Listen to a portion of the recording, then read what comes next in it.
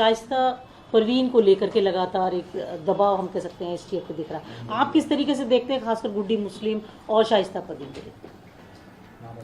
ये दोनों 24 फरवरी की घटना में वांछित हैं।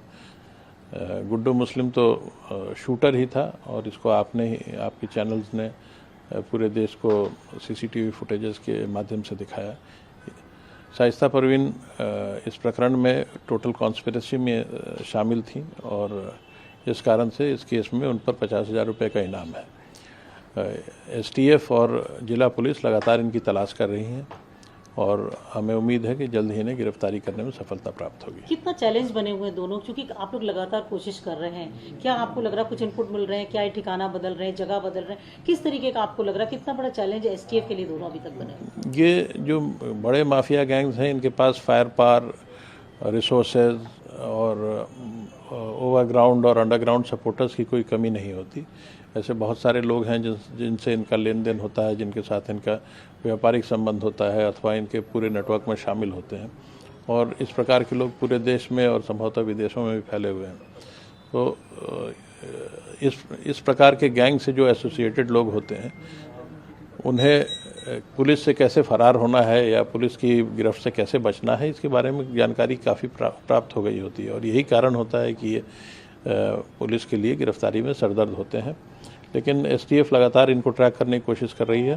बहुत सारी जानकारियां मिली भी हैं और उम्मीद है कि जल्द से जल्द गिरफ्तारी हो पाएगी। कुछ आसपास सराउंडिंग्स में कहीं है कुछ आप लोग इस पर कोई कमेंट करना उचित नहीं होगा। और गुड्डू मुस्लिम के लिए किस तरीके से आप देखते हैं, कितना अभी तक थ्रेट बना हुआ है, आप लोगों के लिए चैलेंज है? ये एक थ्रेट सोसाइटी के लिए है क्योंकि ये इंडिपेंडेंटली क्राइम करने में सक्षम है। ये बमबाज, कोलोकियल तरीके से इसको बमबाज कहते हैं, जो बॉम्ब को चलते फिरते बनाने और फेंकने में माहिर होते हैं। इसके अलावा वेपन्स का भी इस्तेमाल ये कर सकता है और इंडिपेंडेंटली क्राइम करने में सक्षम है। ये हमेशा से एक कॉन्ट्रैक्ट किलर रहा है। पूर्व में भी इसका जब इंट्रोगेशन हुआ था तो ये जानकारी में आया था कि ये पटना बेऊर जेल राजन तिवारी से कोई कॉन्ट्रैक्ट लेने गया था और उसके बाद इसकी गिरफ्तारी हुई थी।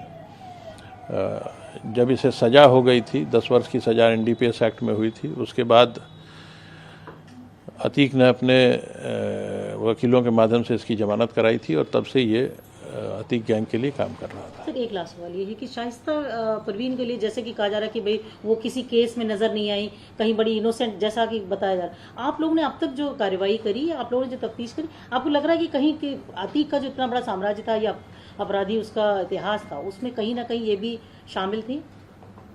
जब ये गैंग के परिवेश में, इतने बड़े गैंग के परिवेश में जो रहता है उस पर तो गैंग की अथवा आपराधिक कार्यों की छाया आ ही जाती है। और शाइस्ता जिस तरह से इस पूरे कॉन्स्पिरेसी में शामिल रही हैं, जो इन्वेस्टिगेशन में जो बातें आई हैं, उससे तो बिल्कुल क्लियर है कि ये गैंग के कार्यों में शामिल रही हैं। इस केस में तो और भी बहुत सारी बातें प्रकाश में आई हैं। यहाँ तक कि अतीक की बहन, अतीक के बहनोई जो मेरठ में सरकारी डॉक्टर थे, उन लोगों ने गुड्डू मुस्लिम को अपने यहाँ शेल्टर दिया, उसे पैसे दिए, तो पूरी तरह से वो भी कॉन्स्पिरेसी में शामिल थे। और अतीक का ऐसा लगता है कि जैसे पूरा परिवार ही इस प्रकार के कार्यों में लिप्त हो गया। तो पति की डेथ हो गई, बेटे की डेथ हो गई, उसके बाद भी शाइस्ता नहीं आए, तो आपको लग रहा है उसके बाद से शक ज़्यादा गहरा गया एसटीएफ का? ये हार्ड एंड क्रिमिनल्स का गैंग है और इनके बिहेवियर को प्रेडिक्ट करना बहुत आसान नहीं है।